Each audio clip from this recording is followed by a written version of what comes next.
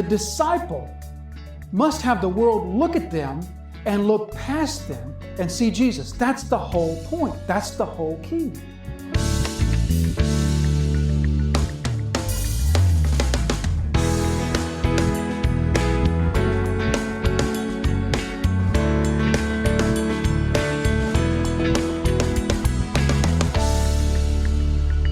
Casting their net, verse 17, Jesus said to them, "Follow me, and I will make you become fishers of men." So it's at this point that we pause and just recognize just the incredible oddity of the people whom Jesus has chosen with whom to build his kingdom. So he chooses these 4 fishermen, and as we said before, that doesn't mean he was choosing these sort of day laborer, ditch digger type of people. He was choosing successful business people. But nonetheless, he was choosing fishermen. So why would Jesus choose such people to start his kingdom here on earth? I mean, these people, they are going to become the foundation of the church. Why would he choose such people? If we were writing this story, if we were creating this story, don't you think that we would have Jesus to choose? And, hey, Jesus, don't you think you'll lend some credibility to yourself if you choose some of the religious leaders from Jerusalem?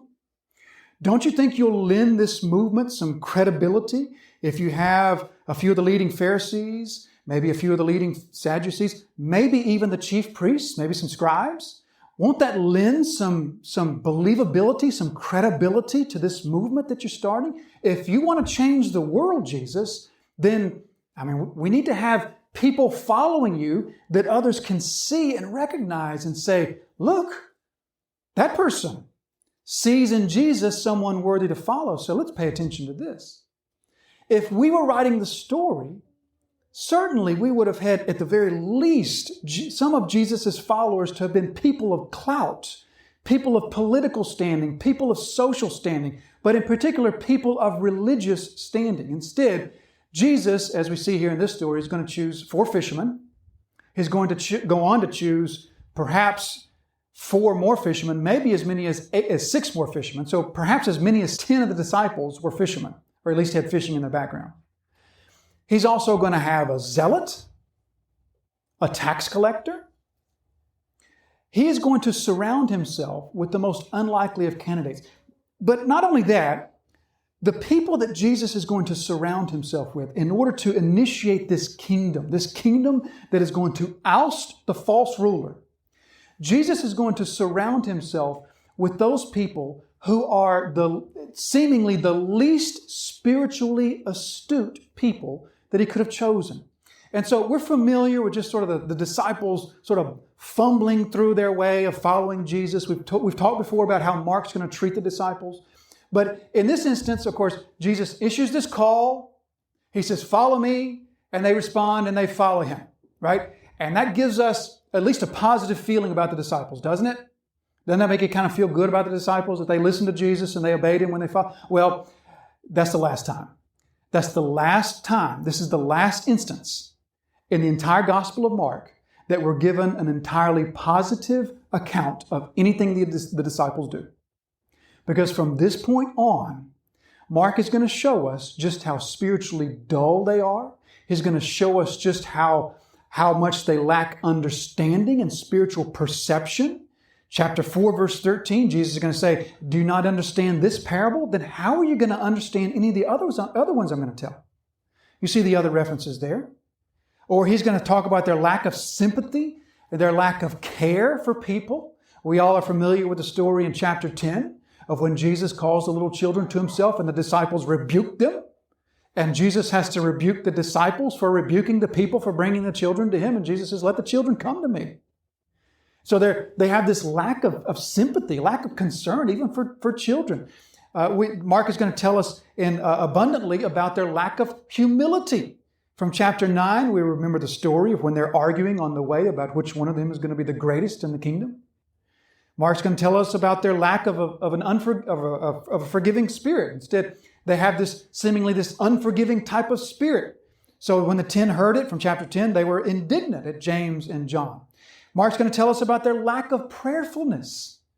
Mark chapter 9, remember the story of the father who has the demon-possessed boy and the disciples can't cast the demon. And so Jesus says, well, this can only be cast out by prayer, meaning that you are obviously not men of prayer.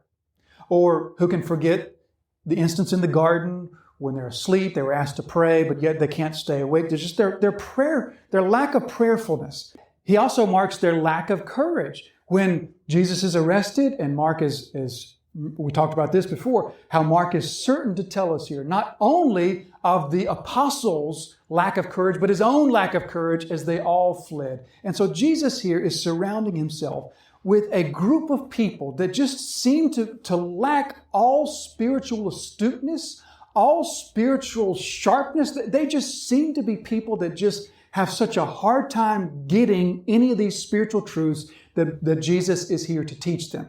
And so the lesson that we must leave with is the success of this kingdom does not depend upon the competence of the subjects of the kingdom.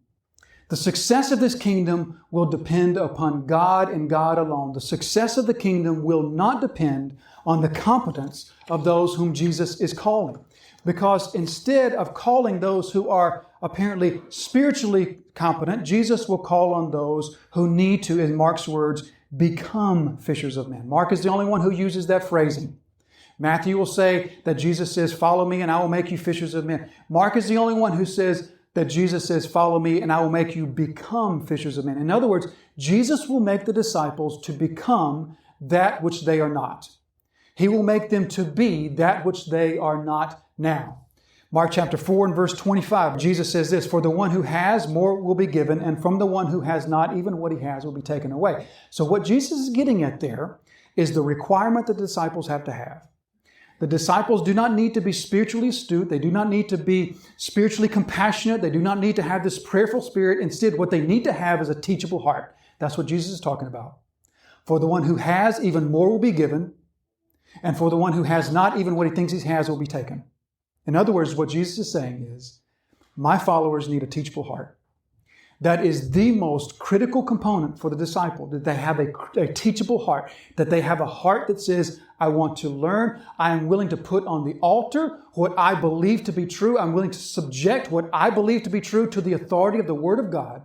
I'm willing to subject what I have always held as tradition and what I've always held as truth to the authority of God's Word. I'm willing to subject that to His authority because I have a teachable heart. My heart's desire is to know the Father. My heart's desire is to know His truth and to put that truth into place in my life. That's the heart that Jesus seeks. And so He chooses these disciples not because they are spiritually all there, but because they have this teachable heart.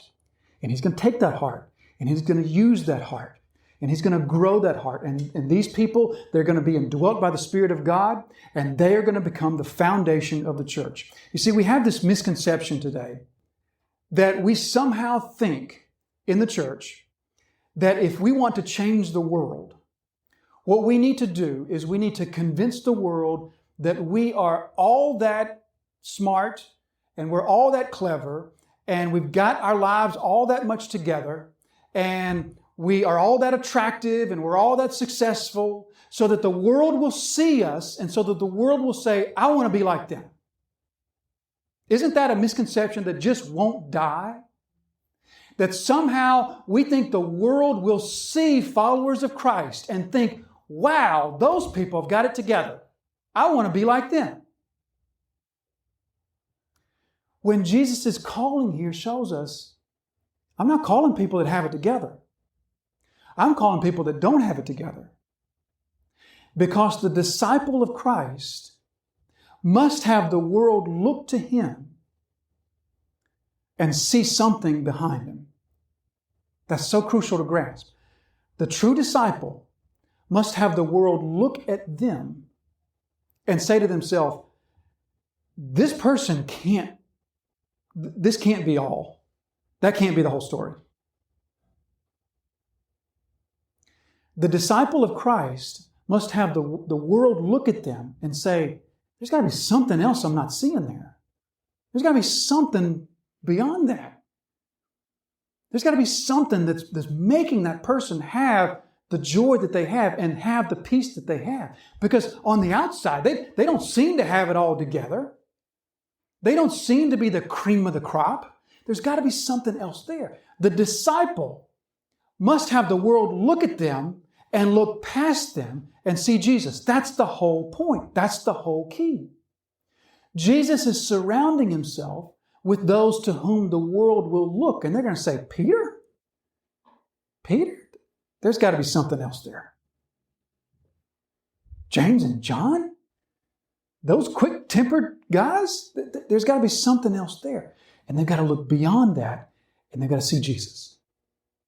That's what Paul's going to say to the Corinthians in his first letter to the Corinthians. Not many of you were wise by human standards. Not many of you were accomplished by worldly standards. Not many of you were leaders by human standards. Nevertheless, you are whom God has placed his kingdom. Or what Paul will say to the Corinthians in his second letter to the Corinthians, chapter 4, verse 7.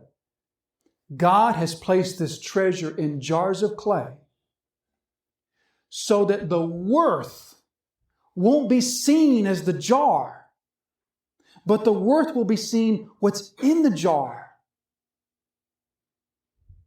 The disciple must have the world look at them and see something behind this, something beyond this. Jesus said to them, "Follow me, and I will make you become fishers of men." Verse 18, and immediately they left their nets and followed him.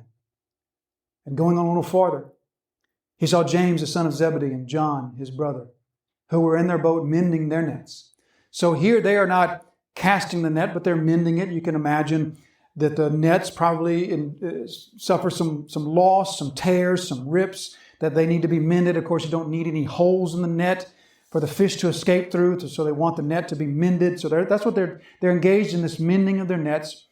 And they are said to be James and his brother John, the sons of Zebedee, and they were in their boat mending their nets. And verse 20, and immediately he called them, and they left their father Zebedee in the boat with the hired servants and followed him.